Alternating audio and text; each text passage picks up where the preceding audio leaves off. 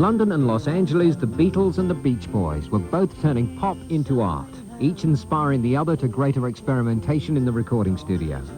The Beach Boys' ultimate work, Pet Sounds, was to push the Beatles to create Sgt. Pepper, whilst Pet Sounds was born out of Beach Boy Brian Wilson's admiration both for the Beatles' album Rubber Soul and the production work of Phil Spector. It was like when I heard Rubber Soul, I said, that's a conceptual album.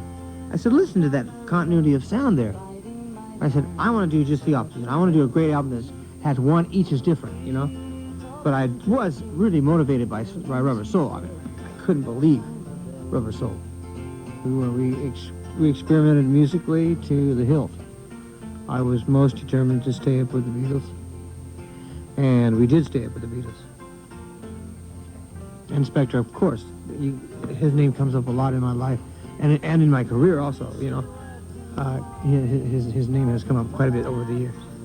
After having heard Phil Spector's records, I took the liberties, musical liberties, to go ahead and extend his, with Pet Sounds, extend his music as making the public aware that, in one sense of the word, we were his messengers, you know, in rock and roll.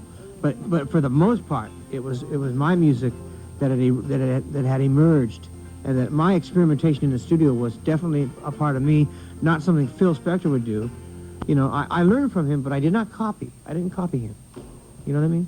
What did he teach you, listening to Be My Baby, for instance? Yes, listening to Be My Baby, he taught me a lot about making something very simple, but yet taking a complex feeling and putting that feeling into a simple form for people to hear and feel intuitively.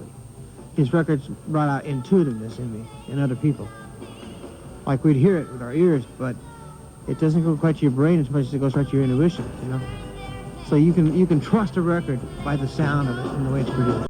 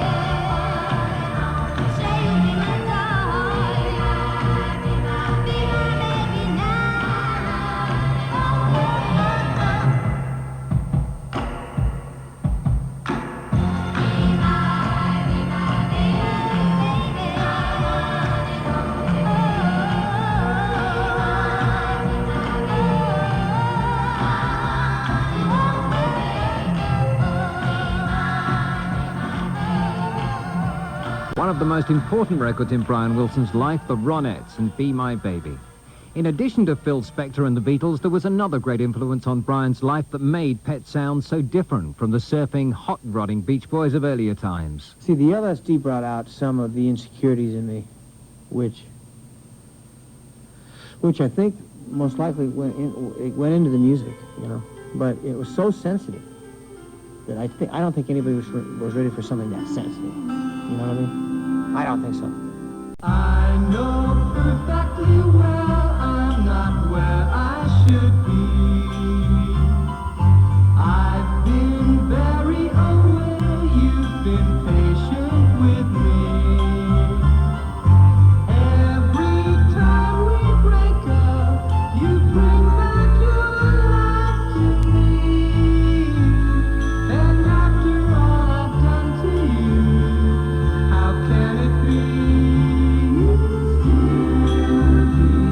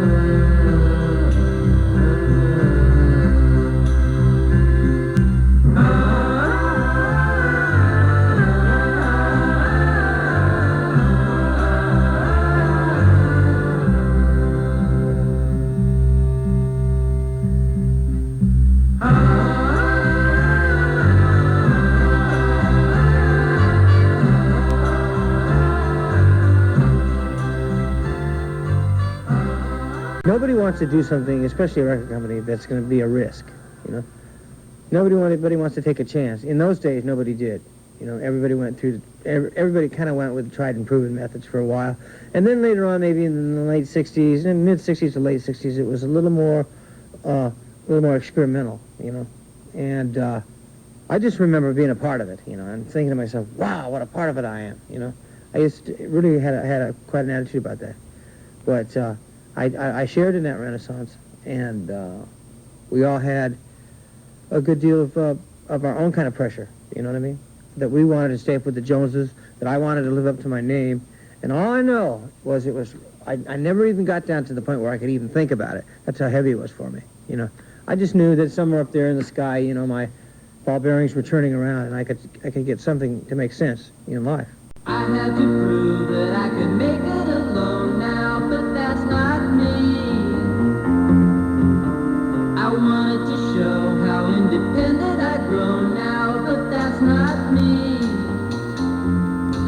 I could try to be big in the eyes of the world. What matters to me is what I could be to just one girl.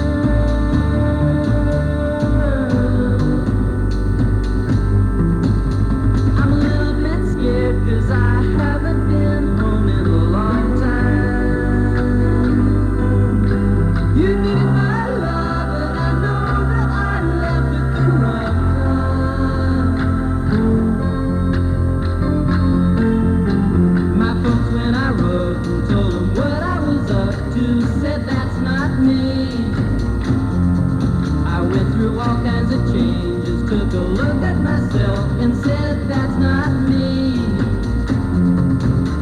I miss my pet and the places I'd known, and every night as I lay there alone I would dream.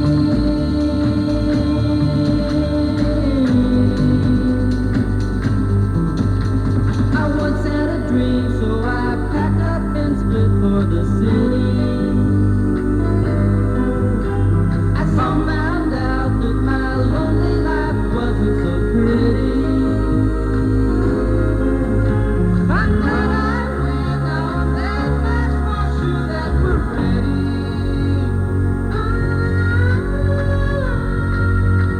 I once had a dream, so I packed up and split for the city.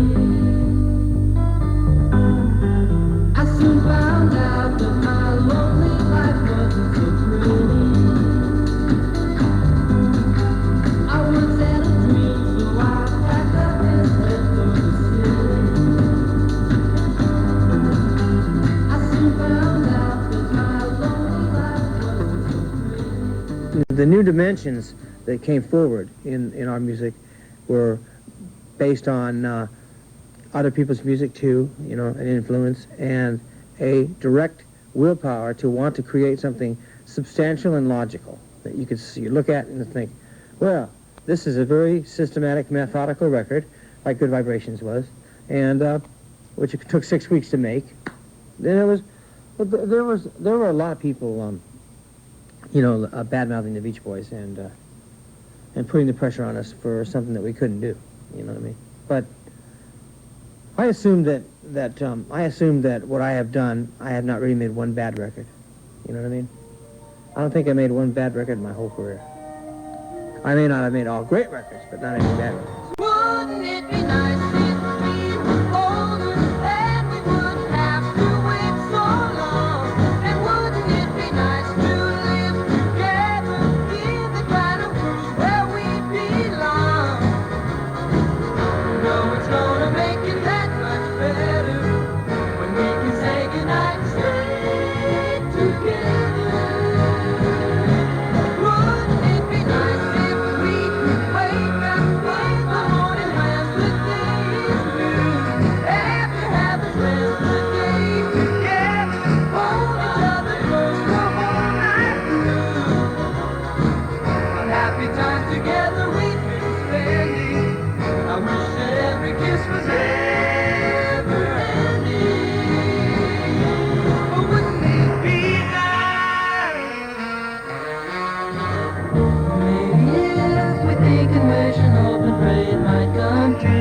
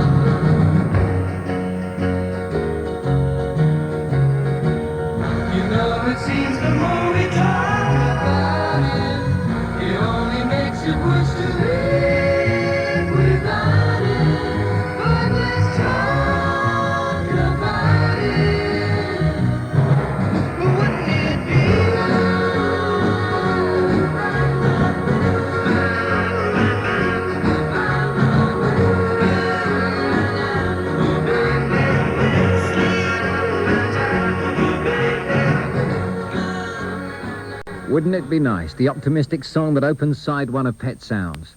The album ends on a much darker note, with a song that was released as the first ever Brian Wilson solo single, Caroline No. Caroline No was me expressing the fact that he feels blue because somebody bullshitted him. And so he goes in there and he cuts a record as an answer to a problem in life, you know, and you know you're saying, why is that, you know, and then Caroline No is a way to soften up that question, the great question many of us ask a lot of the time, why this, why that, why this for me, you know, it's just it's a big ball of garbage, you know, that we're confronted with a lot of the time.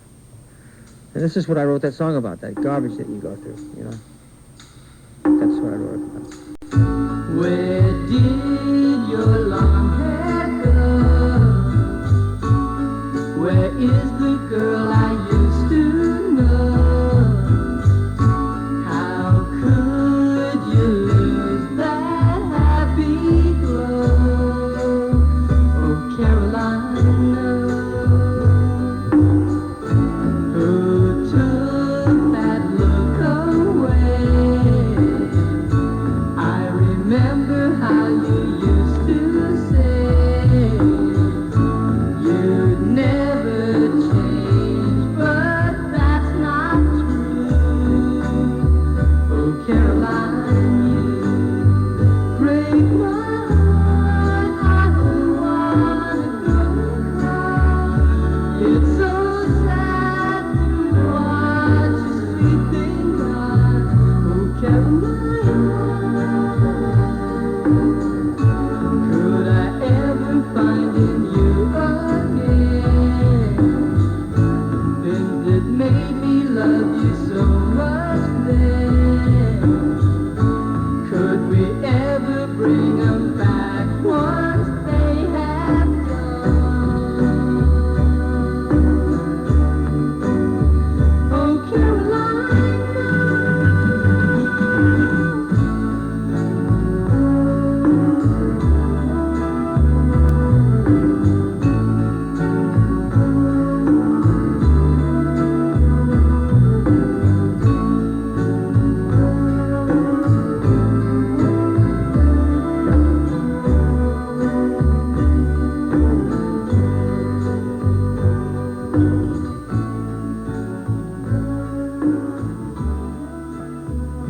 Yeah, okay. I would say that the expectation rate was so high that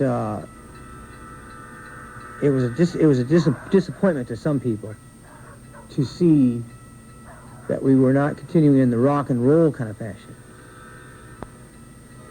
But Pet Sounds was really truly was the greatest album of our career. It really was the high point, you know. God Only Knows is a very pretty song. It's got the beat, you know. It has something about it. Carl's voice tends to his voice tends to bring out a peace, you know what I mean, a peacefulness. I may not always love you, but long as there are stars above you, you never need to doubt it. I'll make you so sure about it. God only knows what I'd be without you. If you should ever leave me, well, life would still go on, believe me. The world could show nothing to me, so what good would living do me? God only knows what I'd be without you.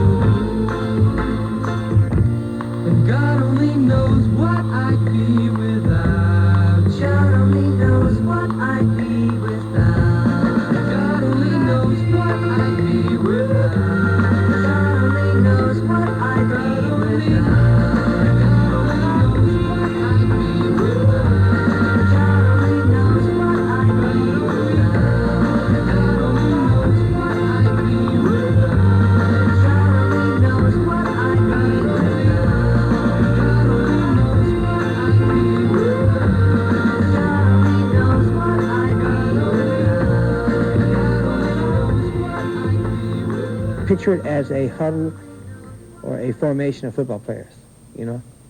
And the quarterback, he goes back and he either hands off or passes or runs, you know? But that's what I did. I sort of, in a sense, was like a quarterback, but not really, you know what I mean? But sort of in a sense. I love the colorful clothes she wears and the way the sunlight plays upon her head. I hear the sound of a gentle word on the wind that lifts her perfume through the air. I'm picking up good vibrations. She's giving me the excitations. I'm picking up good vibrations. She's giving me the excitations. Good vibrations. She's giving me the excitations. Good vibrations. Close my eyes. She's somehow closer now. Softly smile, I know she must be kind.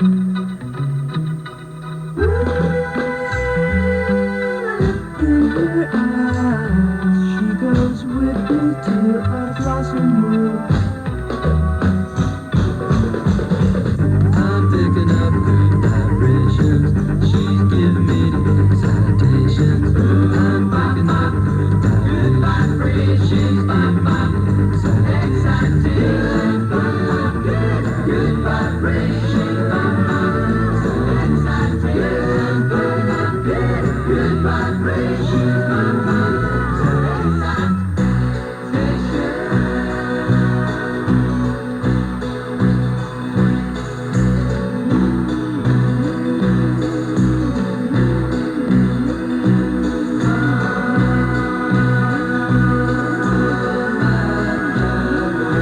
I don't know where, but she sends me there.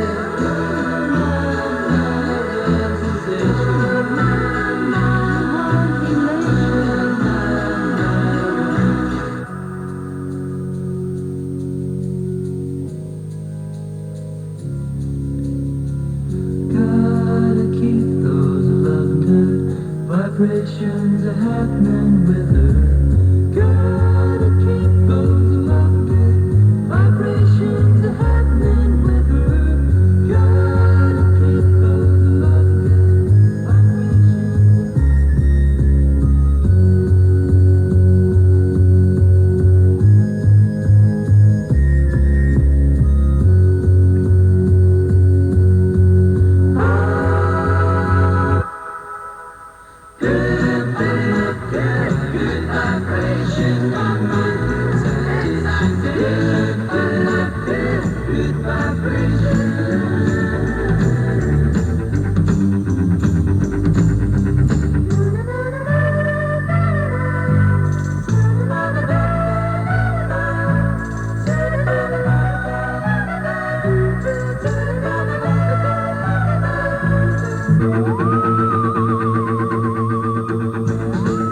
Part of the Brian Wilson Beach Boys legend is built on the album that never was. The album that was to follow Pet Sounds and Good Vibrations, called Smile. It was never completed as Brian suffered breakdown and withdrawal in 1967. But now it looks possible that this legendary lost masterpiece could be heard at last. So why is 1988 the right time for Smile sessions to come out on a CD? Well, because the company has brought up the option. We haven't agreed with them yet, but they have presented us with an option to continue and to edit and to master down and to mix the Smile session, the Smile songs, the Smile tapes. And we're not sure what we're going to do yet with that. Are you happy for those to come out? And then now, 21 years on, for those old tapes to come out? Yeah.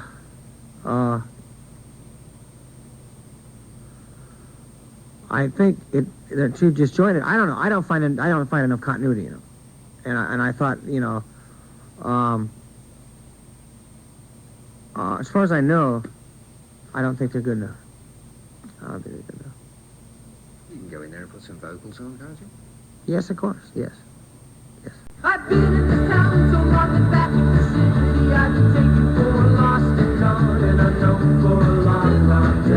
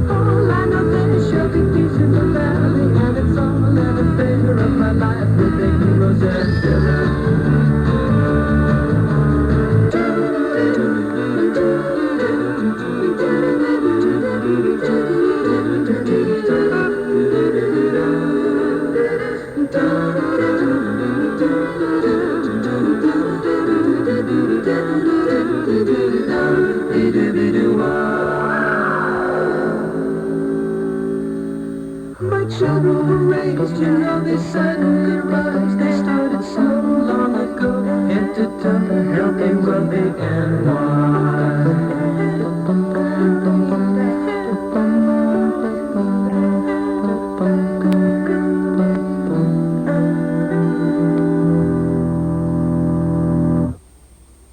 I've been in this town so long to the sea.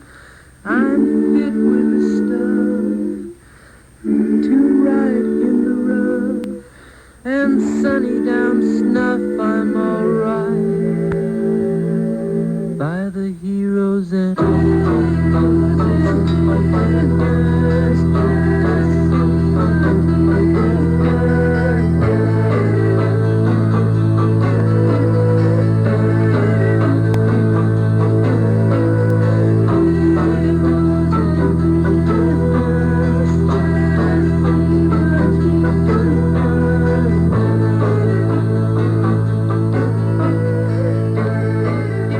Heroes and villains. The Beach Boys. Part two of Brian Wilson. Brian Wilson in 1988 with his first ever solo album. Part two of that interview coming up in just over an hour from now. The stereo sequence on Radio 1. I'm Roger Scott. And coming up, the American charts.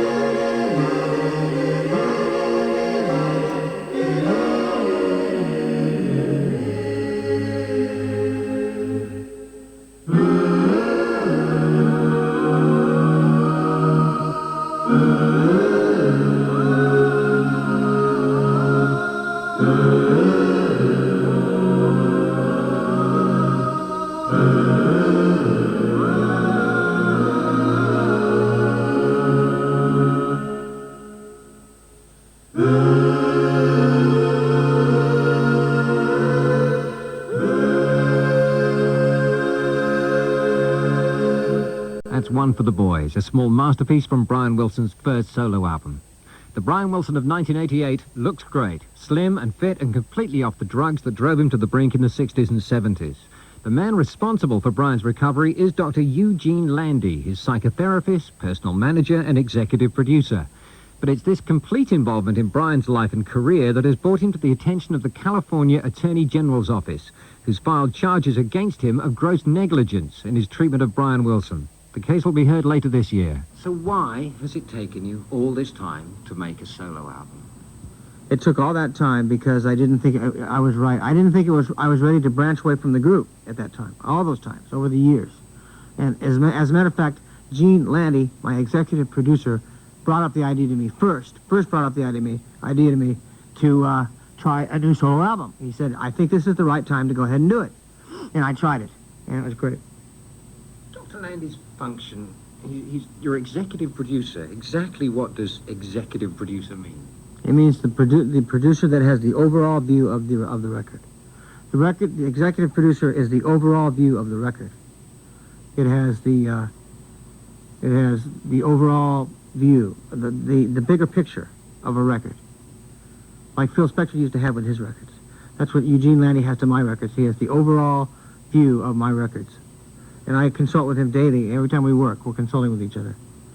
Now you've done this album, and it's obviously done wonders for your confidence. Do you see a day in the future when you will be an independent person again, and you will be able to live life on your own? Well, yes, someday I will, but I can't see that far down the road yet. I can't see that far down the road.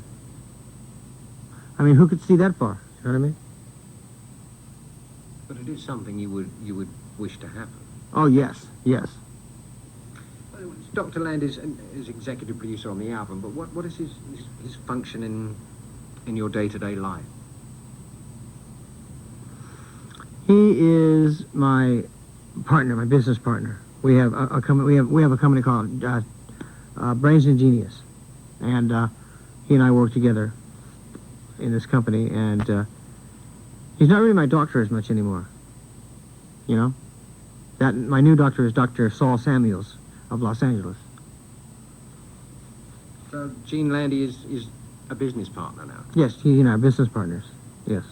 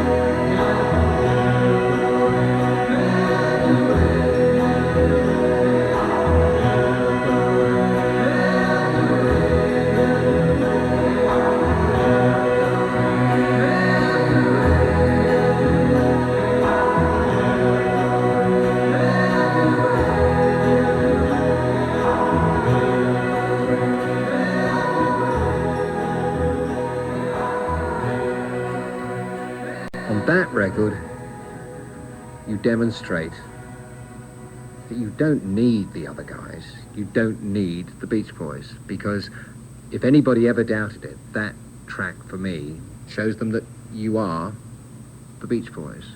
Is that your intention, or are you glad that that's come out of this record? Yeah, very much.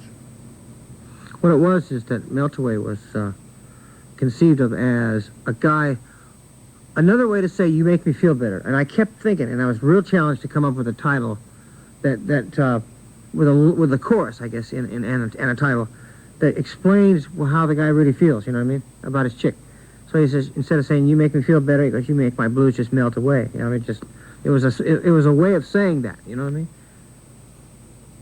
Have you had any reaction back from Carl on hearing this album yet? No, they just congratulated me. At the last corporation meeting we had in Chicago about a week and a half ago, 2 weeks ago, the guys just walked up and said, "Hey, congratulations on the success of your solo album." And that's all they said. I said, "Thank you." There were no words spoken about it or anything. You know what I mean? Is that what you do now? You have corporation meetings? Yes, we do. And we try to do, we try to have these meetings so that we can build ourselves up into wanting to record again. That's one of the reasons we do this. We're slowly getting ready to record again, and I don't know if we really are or not. But if we do, God help us. I don't know what we're going to cut. You know what I mean? I don't know. Why on earth would you want to get yourself back into that situation of recording with them again? Because there's money there, which I need, and there's the perpetuation of a spiritual group. Don't you think that spirit died some time ago?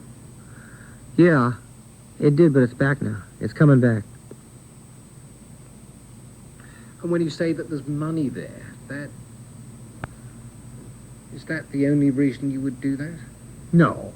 I say money only that in the fact that that's a logical thing to think about, you know.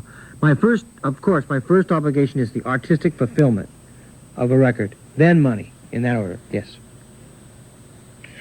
Thing is, you shouldn't actually have to worry. In theory, you shouldn't have to worry about money now. You should only have to worry about the art. But the reason that you have to worry about the money is because your father went and sold the publishing to all those classic songs, isn't it? Yes. He sold all those songs, you know.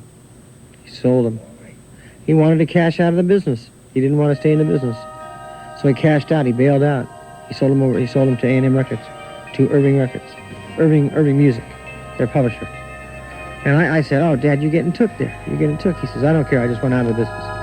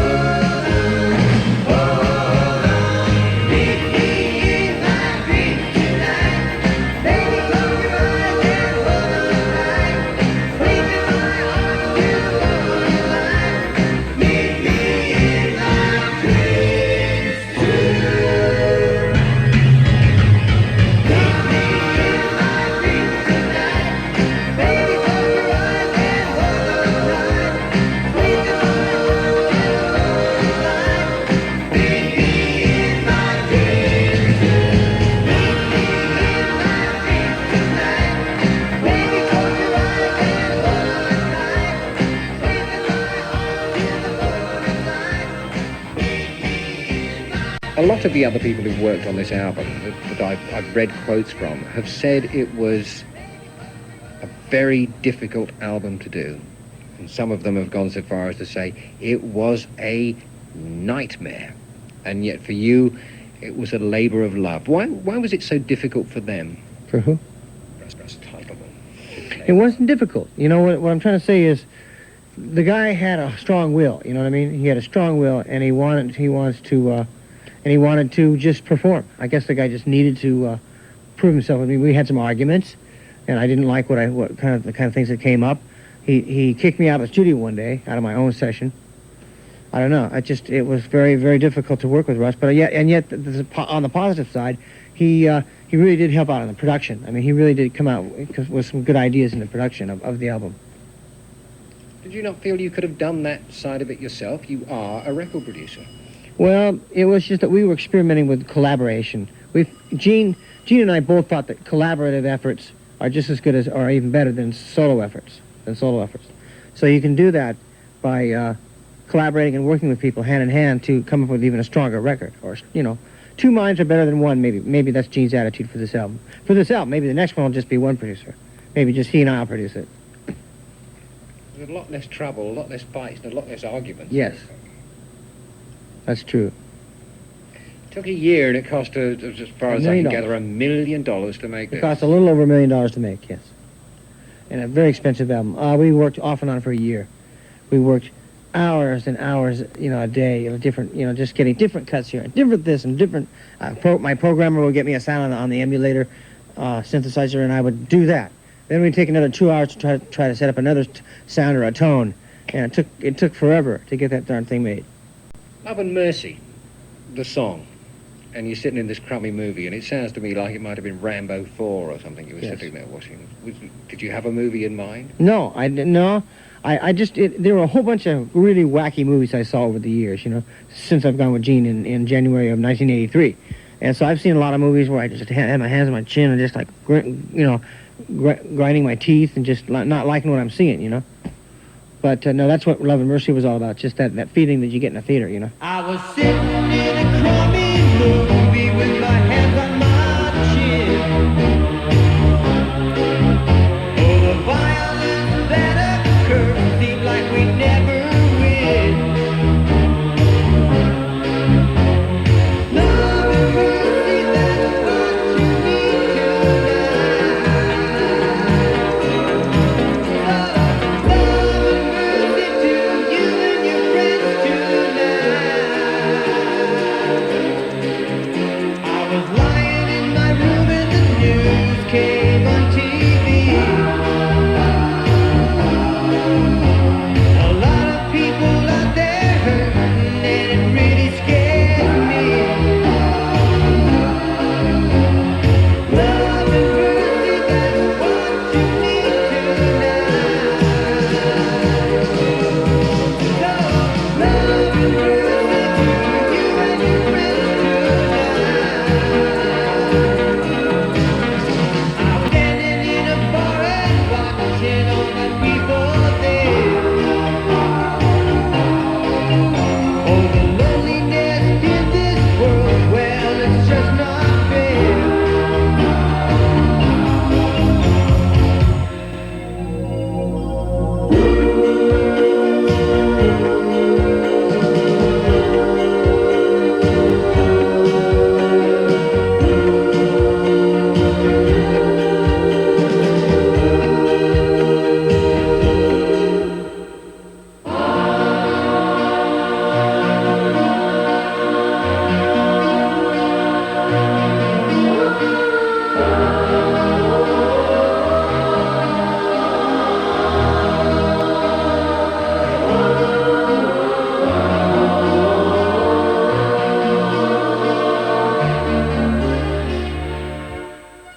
Hey, love and mercy, that's what you need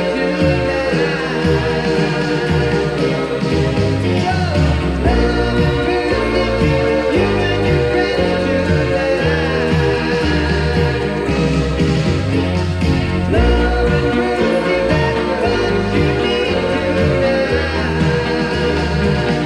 Love and mercy tonight. Has doing this record given you the confidence and the will to do more? Yes, absolutely. I have gained so much strength from this album that I think that I can cut another album just as good or better. You know what I mean? And I think we will cut another album, but I don't know when, you know? But it should be soon. No. Actually, nowadays, artists are doing an album a year, album every couple of years, right? Some every 3 or 4 years.